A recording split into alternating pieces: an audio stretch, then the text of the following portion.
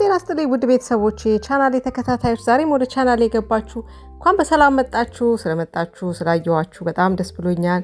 ዛሬ እንግዲህ በጣም ድንቅ የሆነ የዳቦ አይነት እንጋግራለን። እሱም የአዋዜ ዳቦ ነው። የአዋዜ ዳቦ እንግዲህ ሰምታችሁ ይሁን አይሁን አላውቅም፣ ግን በጣም ያው ባህላዊ የሆነ ነው። በሀገራችን ብዙ ጊዜ ይሰራል አውቃለሁ፣ አስታውሳለሁኝ።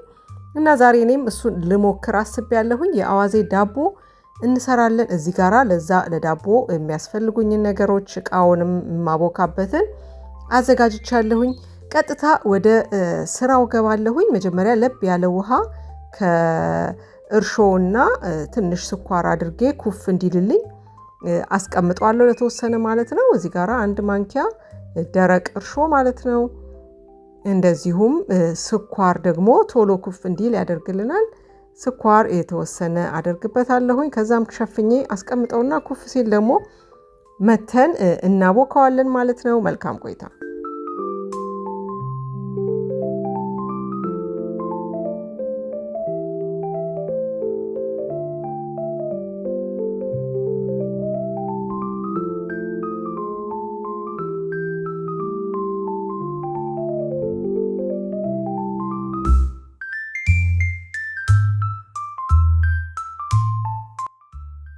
እንደምታዩት አሁን ኩፍ ብሎልኛል። ቀጥታ ዱቄቱን ጨምራለሁኝ። እንደዚሁም የሚያስፈልጉትን ያዘጋጇቸውን ግብአቶች ሁሉ ጨምራለሁ። ጨው አደርጋለሁ። እንደዚሁም ዘይት ጨምሬ እንግዲህ ማብካት ነው ማለት ነው። አብኩቼ ከድኜ ደግሞ እንደገና አስቀምጠዋለሁኝ። ምክንያቱም ኩፍ እንዲል ወይንም ደብል እስኪሆን ድረስ እጠብቀዋለሁኝ ማለት ነው። የሚጨመሩትን ጨምሬ ደግሞ ኩፍ ካለልኝ በኋላ ደግሞ ተመልሰን ደግሞ እንገናኛለን። መልካም ቆይታ።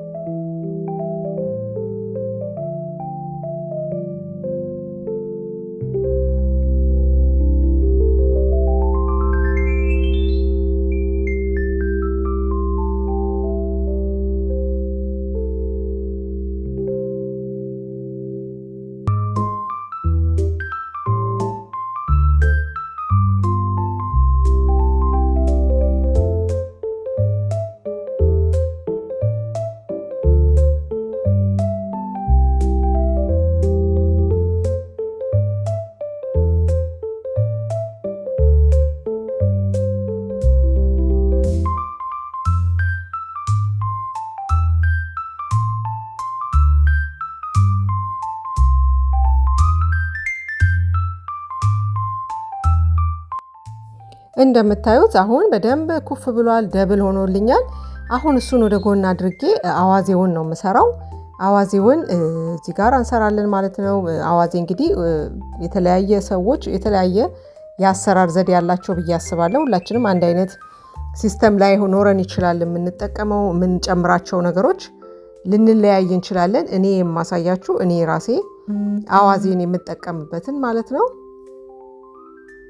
እዚህ ጋራ እንዳያችሁት በርበሬና ውሃ አድርጌ ያለው አዋህደዋለሁኝ። እንዲሁም እኔ በአዋዜ ስሰራ የምጠቀማቸውን ግብአቶች ጨምራለሁኝ። እዚህ ጋር የኦሊቭ ኦይል እሱንም ትንሽ አደርግበታለሁ።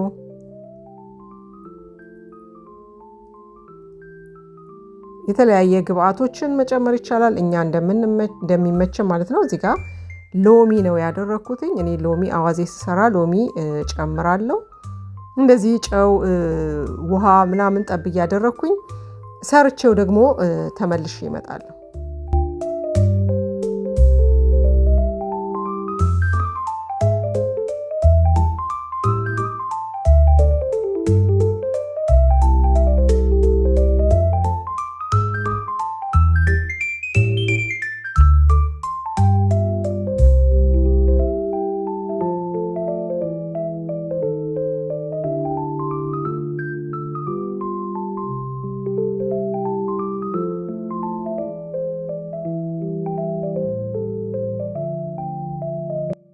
በሚያሳዝን ሁኔታ ቤተሰቦቼ እዚህ ጋራ አዋዜ ስጨምር እና ሳቀላቅል ያለበት ቪዲዮ የቀረጽኩት መስሎኝ ሳልቀርጸው ለካ አጣሁትኝ ቪዲዮ ላይ በጣም ምክንያቱም አሁን ኤዲት ሳደርግ ነው የሚገርማችሁ ያጣሁት ማለት ነው። በጣም ያሳዝናል። እንትን እንዳልኳችሁ አዋዜውን ከሊጡ ጋራ አብሬ ነው የቀላቀልኩትኝ። ግን የቀረጽኩኝ መስሎ ለካ አልቀረጽኩትኝ ወይ ጠፍቶብኝ እንደሆነ ምንም ሊገባኝ አልቻለም።